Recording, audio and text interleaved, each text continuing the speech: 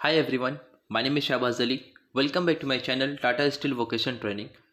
इस वीडियो में काफ़ी जो सिलेबस थे जो मैंने इससे पहले अपलोड किए थे टाटा स्टील जेट एग्ज़ाम के लिए सिलेबस अपलोड किए थे, बट कुछ कुछ सिलेबस जो है वो अब मैं अपलोड नहीं किया था, जैसे कि सिविल इंजीनियरिंग का, केमिकल का, सेरामिक का and instrumentation and mining engineering का।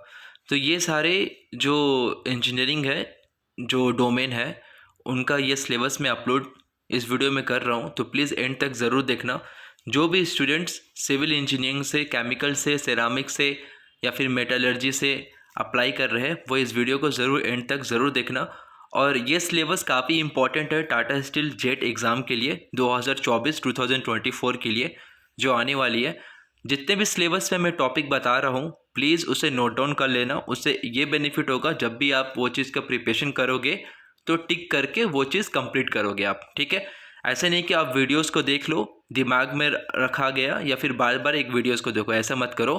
कॉपी निकालो, नोट्स बनाओ, जितना भी सिलेबस में बता रहा हूँ अपने अकॉर्डिंग सारे को लिखो, और जो जो प्रैक्टिस हो कंप्लीट होते जा रही है उस सारे को टिक करके कंप्लीट करो। स्टार्ट करते हैं वीडियोस को। देखिए, टाटा स्टील जेट का सिलेबस मैं इससे पहले अपलोड कर चुका हूँ, और ये जो वीडियोस बना रहा हूँ मैं, ये उन लोगों के लिए है जिनका सिलेबस उसमें नहीं है, ठीक है। सिविल इंजीनियरिंग का अगर मैं बात करूँ तो उनका जो सिलेबस होने वाली है, जो इम्पोर्टेंट टॉपिक होती है, वो सारे टॉपिक मैं बता रहा हूँ जो पहले भी आ चुकी है इस टॉपिक से क्वेश्चन। जैसे कि कंस्ट्रक्शन मटेरियल, ठीक है, कंस्ट्रक्शन मटेरियल से भी काफ़ी क्वेश्चन आते हैं। Basic of mechanical and electrical engineering से भी 2-3 क्वेश्चन आते हैं, राइट। कंप्यूटर एडेड ड्राइंग से, कंक्रीट टेक्नोलॉजी से, ये सारे टॉपिक से आपको क्वेश्चन आएंगे।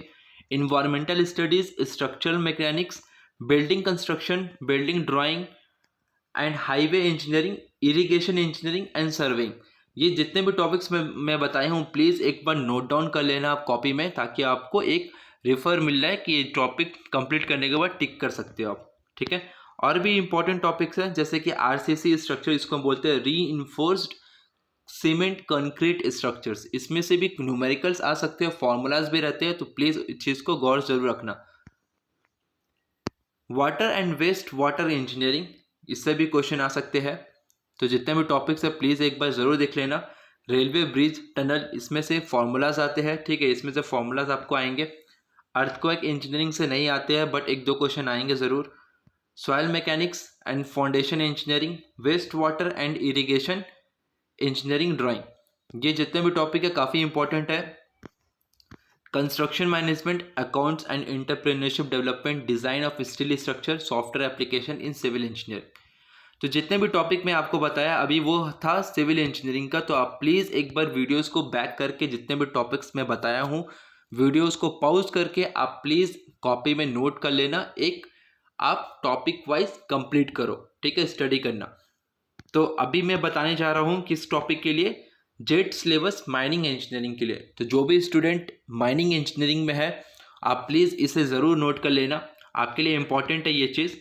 जो टॉपिक होगी टाटा स्टील जेट के लिए वो रहेगी applied science, surveying, basic of electrical and electronic engineering, mining, geology, introduction to mining, ठीक है। और भी टॉपिक है फ्रेंड्स, जैसे कि mining practice, UG, surface mining, mechanical technology, industrial training in underground mines. इसमें से क्वेश्चन जो आते हैं माइंस के बारे में वो ज़्यादातर न्यूमेरिकल्स भी हो सकते हैं और वन वर्ड आंसर होती है, राइट। तो काफ़ी आपको इन डीप नहीं जाना, मैं आपको पहले ही बता चुका हूँ। जो भी टॉपिक आपको मैं बता रहा हूँ वो ऊपर ऊपर से ही पढ़ो, राइट। जैसे कि फॉर्मूलाज पढ़ो, थोड़ा बहुत न्यूमेरिकल्स भी आ सकते हैं उसमें से, तो फॉर्मूलाज याद रहेंगे तो आपको न्यूमेरिकल बनाने में काफ़ी ईजी रहेगी। उससे पहले चीज़ आपको समझना पड़ेगा, जो भी आप टॉपिक पढ़ाई कर रहे हो उसको अच्छे से अंडरस्टैंड समझ दो कि किस तरीके से वो टॉपिक आगे बढ़ सकती है, राइट। अगर आप एक टॉपिक पढ़ाई कर रहे हो माइनिंग, तो माइनिंग क्या होता है, माइनिंग में कितने टाइप्स के होते हैं, क्या क्या उसमें लगती है, कितने चीज़ उसमें यूज़ होती है, वो सारी चीज़ आपके पता होनी चाहिए बेसिक नीड के लिए, ठीक है। तभी आप न्यूमेरिकल्स भी बना सकते हो अगर आपको फॉर्मूलाज याद है तो। जैसे कि mine environmental engineering, coal mining, blasting technique in mines. यहाँ पे टाइप्स पूछ सकते हैं कि कितने डिफरेंट टाइप्स ऑफ ब्लास्टिंग कर सकते हैं हम लोग एक माइन में, किस किस तरीके से ब्लास्टिंग होती है, टेम्परेचर क्या होती है, क्या क्या प्रोसीजर यूज़ करते हैं। 1-2 क्वेश्चन आ सकते हैं यहाँ से, ठीक है। तो प्लीज़ इस टॉपिक में अच्छे से पढ़ाई करो। Coal mining, blasting, mine serving, mineral recovery, mine machinery, mine legislation and general safety, rock mechanic and ground control. Rock mechanic and ground control जैसे ग्राउंड सेफ्टी कंट्रोल जो होता है वहां से भी क्वेश्चन आ सकते हैं। अब मैं बात करने वाला हूँ जेईटी इंस्ट्रूमेंटेशन इंजीनियरिंग। जो भी स्टूडेंट्स अगर ये डोमेन से आपने एप्लीकेशन फॉर्म फिल किए हैं जेट में, तो उनके लिए जो सिलेबस होने वाली है वो मैं आपको बता देता हूँ। वो सिलेबस है basic circuit theory and network analysis, ठीक है, नेटवर्क एनालिसिस। उसके बाद एनालॉग डिवाइस एंड सर्किट, हाँ ये इंपॉर्टेंट है, analog devices and circuit, transducer and sensor, biomedical instrumentation, digital electronic and Verilog, operation amplifier and applications. ये topic काफ़ी important है इनके लिए, तो प्लीज़ सभी टॉपिक में टच करके जाओ। ऐसा नहीं है कि एक टॉपिक आप पढ़ाई कर लिए दूसरे टॉपिक छोड़ दिए, सारे टॉपिक को आप टच करो, क्योंकि सारे टॉपिक में से आपको क्वेश्चन आएंगे। जो भी टॉपिक जो भी डोमेन वाइज है मैं ज़रूर अपलोड कर दूंगा वीडियोस, ताकि आप लोगों को एक रेफर मिल जाए कि किस तरीके से जेट एग्ज़ाम में पेपर आते हैं। तो प्रीवियस क्वेश्चन पेपर में डाल दूंगा विथ आंसर, ताकि आपको एक अच्छे से आइडियाज़ मिल जाए। Analytical instrumentation, electronic instrumentation, measurement technology, micro processor, power electronics, ये भी टॉपिक है, आप प्लीज़ नोट कर लेना। Control system, right. अब मैं बात करने वाला हूँ जेईटी सेरामिक के लिए। तो जो भी स्टूडेंट सेरामिक के अकॉर्डिंग एप्लीकेशन फॉर्म फिल किए हैं, आप प्लीज़ अपना टॉपिक ज़रूर याद रखना या फिर कॉपी में रख लेना।